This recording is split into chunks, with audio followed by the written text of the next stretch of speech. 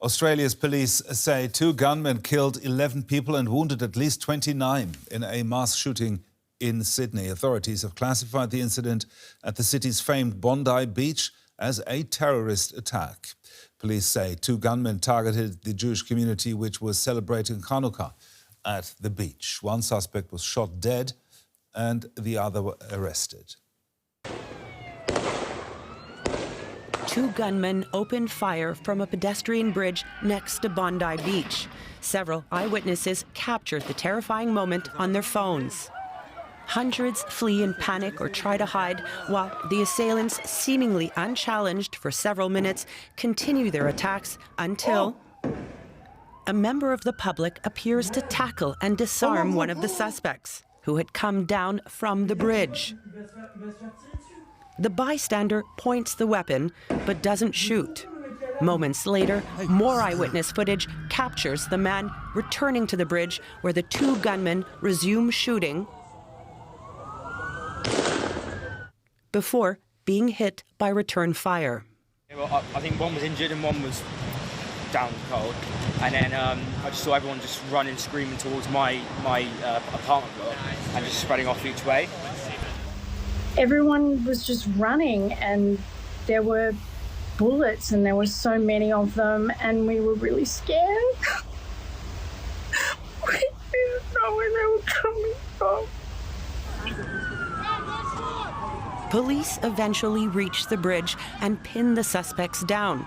Authorities are treating the shooting as a terrorist incident.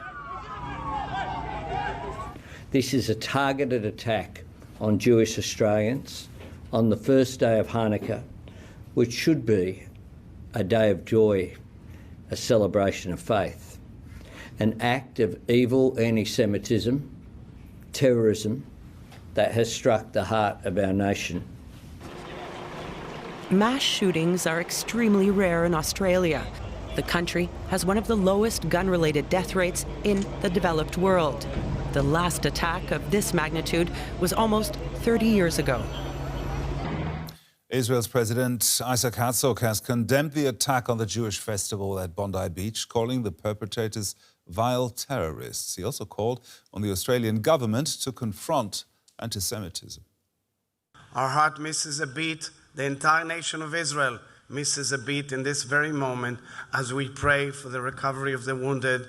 We pray for them and we pray for those who've lost their lives.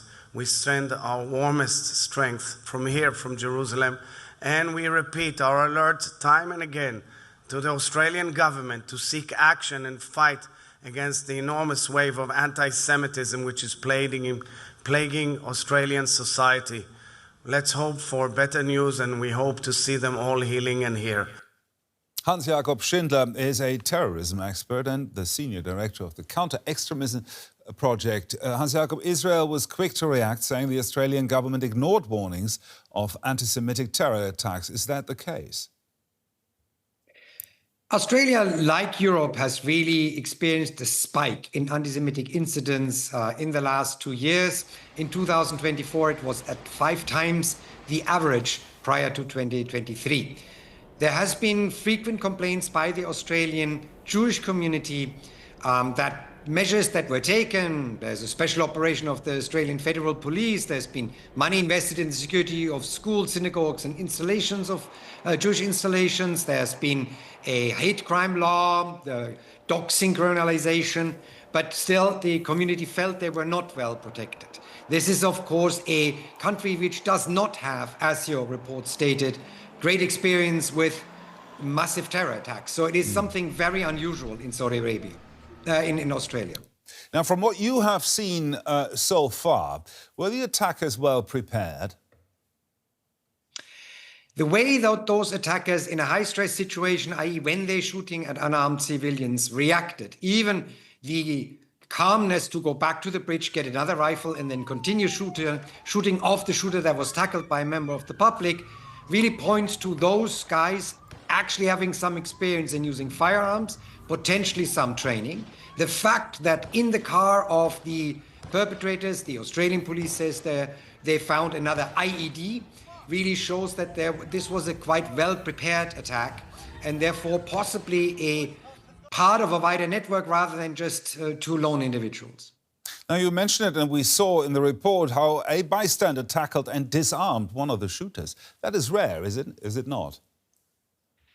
It is very rare. Obviously, this is a very heroic behavior, but it's definitely not the recommended behavior for civilians in a terror attack. This is high risk. And the man who really saved lives by tackling the perpetrator got subsequently shot and is now in hospital as well. Now, one gunman was actually known to police, but not considered an immediate threat. Would you go that far to call that an intelligence failure? This is really hard to say. So, as I said, Australia had 1,600 anti-Semitic incidents and many more hate crimes in between in the last 24 months, in the last 12 months. It is really hard to keep track of everyone who is a potential danger. Obviously, something has not worked as it should be. Otherwise, this attack would have been prevented before it happened. And that needs to be part of the investigation. But unfortunately, given the fact that several milieus, Islamists, right-wing extremists and left-wing extremists, really re-radicalized in the last 24 months, using the incidents and the war in the Middle East as an accelerator for radicalization, it is really hard for security services to keep tab on all potential dangerous individuals. Now, given what you just said, especially about the war in Gaza, do you expect more anti-Semitic terror attacks? We've seen only a slight dip in anti-Semitic incidents, both in Europe as well as in Australia this year, following the conclusion of this peace plan in Gaza. But the potential for violence is still there. All of the terror groups, including Hamas, but also Al-Qaeda and the Islamic States, continue to call for violence by their supporters and sympathizers in the West. They feel they are on a winning streak here, unfortunately. So the threat, including in Germany, does remain abstract, but quite high. So this is not over, unfortunately.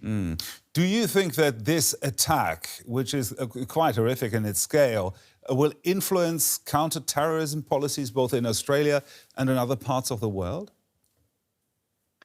Well, it will have to for Australia. Any attack of this magnitude really does require a very thorough investigation to figure out what went wrong, where the gaps were, and there were gaps, otherwise this attack would not have happened. And then to adjust both your policing as well as your intelligence posture. Immediately, of course, now the security at Jewish installations and Jewish venues has been increased in Australia, but also the UK announced similar things because the UK a couple of months ago had an attack against the synagogue in Manchester.